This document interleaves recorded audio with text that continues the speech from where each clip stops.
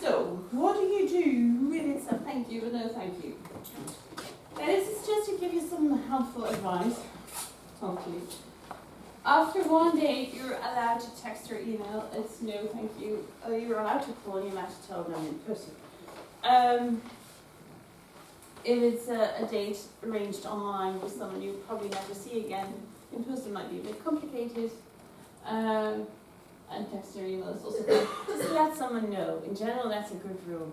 Just let someone know. They'd rather have a no than a silence.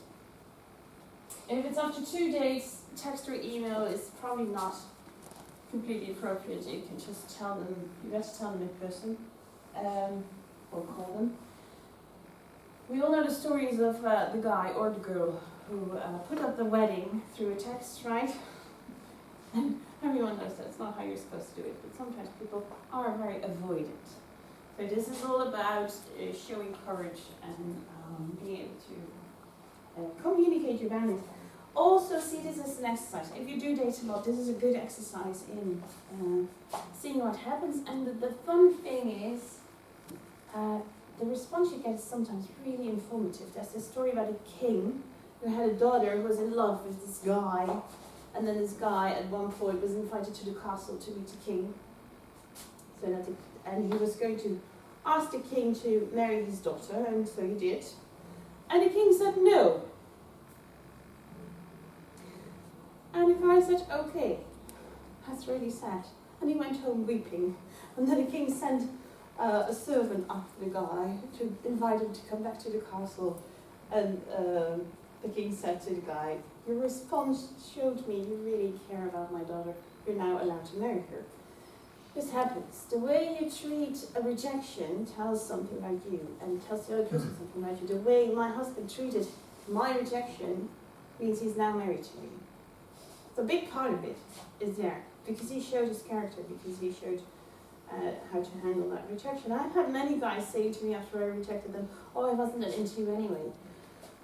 You can say that. You might save your face or your ego that way. You will not save your dates that way.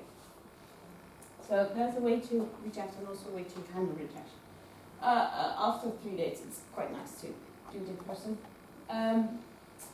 And if you want some helpful input into how to reject, say thank you for inviting me to date with you. Give them a compliment, something specific you like about them. There will always be something you like about them. There will hardly be any person you date that you like nothing at all about.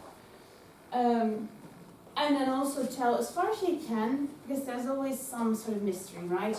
Why you don't want to date another person. There's always something you can sort of put your finger on, and there's always something you're like, yeah, well, just doesn't feel right. But try to be as specific as you can, also because that can be helpful feedback to the other person. Now, if they don't want feedback, that's their problem. You are allowed to give it anyway. Although it's better to give feedback to someone who invites you to give feedback. But what you want is to encourage them to keep dating.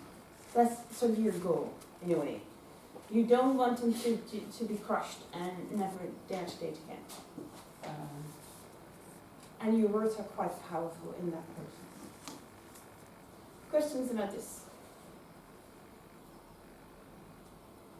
This is a lot, right? A lot of people tell me, oh, my goodness, you're making this really serious. Should I really do that? Give feedback. But you know what? If you're not going to be friends anyway, it doesn't matter. You can give feedback. You don't need them to like you anymore, right? You didn't want to date them anymore anyway.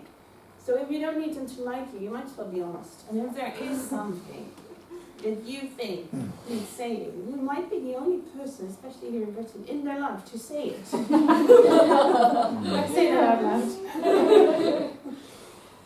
And you might be doing them a favor. A friend of mine said to me, I'm so happy you rejected me because I wouldn't be married now if you didn't reject me.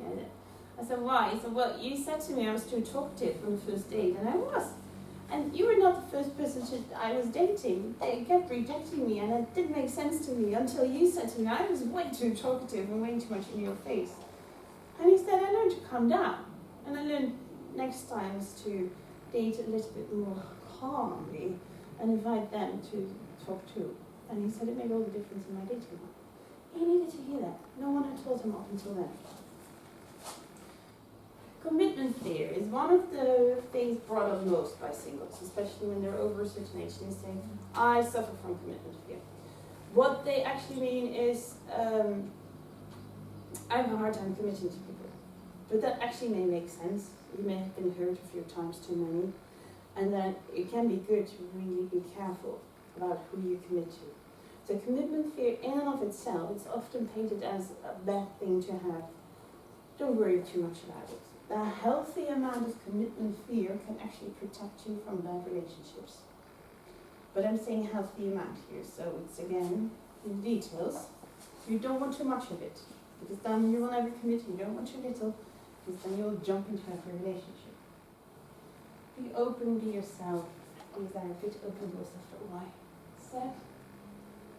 This is a brilliant book. I can highly recommend this book to anyone who wants to get a pro in dating.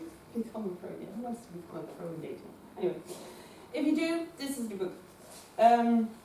Also suitable for when you're in a relationship. It's not just dating, it's also when you're in a relationship.